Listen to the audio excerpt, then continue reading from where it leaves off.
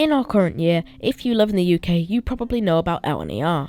The train operating company famous, in fact infamous, for its Azumas, the Hitachi-built high-speed trains that every intercity company has taken a liking to in recent years. As is normal, they are first class, and it has been many years since I last tried it, so I decided to give it another go, while travelling down arguably the most scenic part of the East Coast Main Line. Yes, this is going to be a strange video, because I'm only reviewing the first class offerings on the section of the route from Dundee to Edinburgh, which is just a small portion of the line, but hopefully you knew that. Let's go. We begin at Dundee Station, and let me tell you, it is remarkably small for being the only rail link to one of Scotland's only 7 cities. But that doesn't matter right now, we've got a train to catch. And here it is, Class 800 Azuma number 101. Following their manufacture by Hitachi in Japan, LNER introduced them in 2019 to replace their HSTs. Or more specifically, their Intercity 125s. The 225s are still here, but calling them an HST is still up for debate. I believe the general consensus on them is that they're nothing special, but they're not bad. And definitely not Britain's worst. Just take a look at what Great Western did with theirs. Ugh. They are bi-mode, and ours here is currently running on its diesel generator. But anyway, too much waffle, let's get on. First class is always located at the south end of the platform, and here we are. As for decoration, everything that was red in standard class is now maroon. The seats are on a much more comfortable 2+1 layout, with the majority of them being centred around tables. Just by look, we got ourselves a 4-seater. And a moment later, we were departing Dundee. Within seconds, we were served a complimentary drink by our carriage attendant, a bottle of water and a can of Pepsi, and a bit of shortbread too. I never actually tried it, I've still got the shortbread. We now begin our approach to one of Scotland's most famous bridges, the Tay Bridge, crossing the Firth of the Tay. It was designed by Thomas Bouch and opened in 1878. It crosses a relatively wide section of the estuary, and at the time of opening was the longest bridge in the world. Queen Victoria passed over the bridge a year later, and she apparently thought it was good enough to knight Thomas Bouch when she got back to London. But disaster struck a matter of months later. On the 28th of December, 1879, an intense and violent storm blew in from the east, with wind speeds averaging at 114 kilometers an hour. Late at night, a 440 hauling 6 coaches began to speed across the bridge. 129 kilometers an hour winds pushed the side of the train hard. The girders couldn't hold and the bridge crumpled inwards. The entire train quickly plunged into the estuary, leaving no survivors. Thomas Bouch was in Wait, wasn't I making a review? LNER. Let's talk about the seats. Between or underneath the seats, you'll find a plug and a USB socket. Apart from being wider, these seats do not offer much difference from the regular Azuma seats. I would have liked a bit more padding, but they're decent. A big difference is that they recline. Trust me, it's more generous than it looks on video. At this point, I decided to film some trees. They're cool, I guess.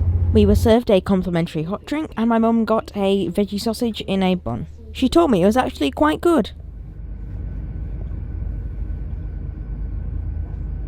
We have now reached our first station. Note the dogs. The people and their dogs sat here first, but the dogs didn't really like to be sat underneath the small table. So we swapped tables and they seemed more happy. Why do I mention this? Well, now we're sitting on the east side, we will get much better coastal views. Stay tuned for that.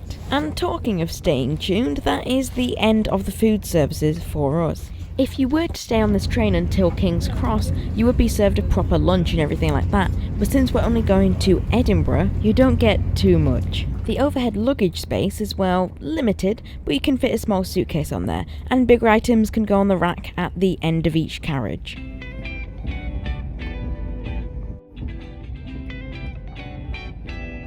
The first class toilets are located at the far end of the train, as first class is formed of 1.5 coaches. It was overall very clean, spacious and well maintained, with a extremely satisfying door locking mechanism. And apparently I can't do simple things like turning on a tap. There we go. At Kirkcaldy, we get a first glimpse of the sea.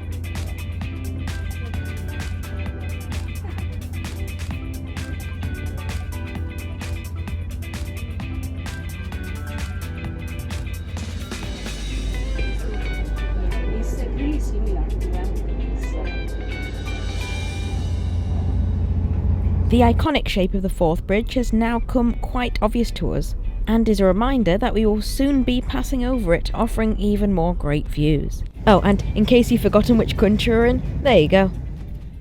We were also able to spot a couple of deer from the train. That was nice. Now that we have reached Inverkeithing, we know that Edinburgh is not far away. Now you're probably wondering if I got any porridge on the train, and I say, no. I know, I failed this channel, but I'm back, and I can confirm I did eat some porridge on the Avanti West Coast train. This part of the journey turns to purely dead trees and brown hills, though a hint of what awaits us can be seen on the horizon. We quickly burst through North Queens Ferry at 40 miles per hour, meaning that the fourth bridge is right ahead. And now we are crossing the Firth of the Forth via the Forth Bridge. This rail crossing is so incredibly iconic, it may well be the UK's most famous bridge. It's been voted Scotland's greatest man-made wonder. It appears on a Scottish £20 note. It holds quite an interesting history, and come on, it just looks so cool, doesn't it? It even has a dedicated team of painters keeping it red all year long. Designed by Sir John Fowler and Sir Benjamin Baker, it was completed in 1890. Many more conventional designs were suggested, but nothing beats its current look. To put it into a bit of scale, 53,000 tons of steel were used to create this bridge. But we must remember the construction workers too, as 73 were killed as it was being built.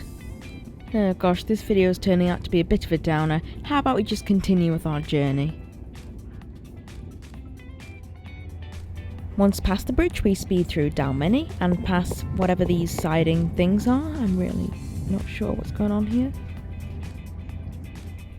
And then Edinburgh Gateway, which serves the city's airport. It's actually a relatively new station, being opened in 2016. This suburban area in the outskirts of Edinburgh does not give off the best impressions, to say the least. But who am I to judge? The city's tram line crosses over the tracks here and is situated next to the main line for a couple of stations. Thank you for travelling with LNER. You're welcome. At the tram stop Bowell Green, we're actually able to spot one of their fleet, albeit in a advertisement livery.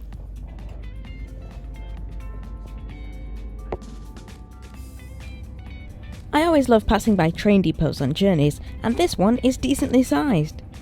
It's operated by ScotRail, of course, and stores all the units that they use in services around this area. We can spot a renovated Mark III coach, a 170, 3 two-car Class 158s all coupled together, 2 more 170s, and an Inter7 City refurbished HST, ScotRail's best units by far. Could that be foreshadowing for a video on them? I'm not telling. And speaking of Haymarket Depot, we're nearly at Haymarket Station. And here we are, at Haymarket, a medium-sized station, and frankly it is so close to Edinburgh Waverley, I'm not sure why it exists. We were actually able to spot the Avanti West Coast Ride Against Climate Change Class 390 Pendolino passing through the station. And we actually rode on it just a bit later. And now, you probably want to know, how much does it cost? Well, I found the same train on train line the 1304 from Dundee, operated by LNER.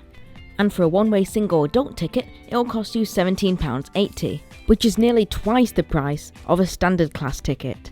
So since you're not getting the entire meal experience, and the seats are better but not twice as better, and the main draw would be the scenery, I would say only do first class on this route if you found quite a good discount. But hey, that is just my opinion. So welcome everyone to Edinburgh Waverley and the end of this video. I hope you enjoyed and happy Rail 200. See you next time.